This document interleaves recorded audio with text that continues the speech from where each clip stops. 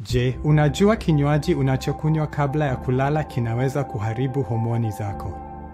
Usikose taarifa hii muhimu. Wengi wetu tunatafuta njia za kupumzika kabla ya usingizi, lakini baadhi ya vinywaji vinaweza kuwa na athari mbaya kiafya. Kinywaji tunachokizungumzia leo ni kile chenye kafeini nyingi au sukari iliyozidi, kama vile vinywaji baridi au kahawa. Kafeini huchochea mfumo wako wa neva na kuufanya mwili wako kuwa macho badala ya kujiandaa kwa usingizi. Sukari nyingi husababisha kuongezeka kwa ghafla kwa insulini ambayo inaweza kuvuruga usawa wa homoni zako usiku. Hii inaweza kuathiri homoni muhimu kama vile melatonin ambayo hudhibiti mzunguko wako wa usingizi.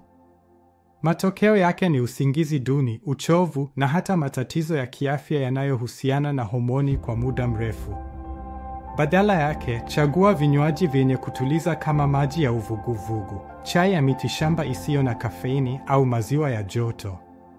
Hivi vitasaidia mwili wako kupumzika na kujiandaa kwa usingizi mzuri bila kuvuruga homoni zako. Kumbuka, afya yako ya homoni ni muhimu kwa ustawi wako wa jumla. Fanya uchaguzi sahihi kwa usingizi bora. Asante kwa kutazama.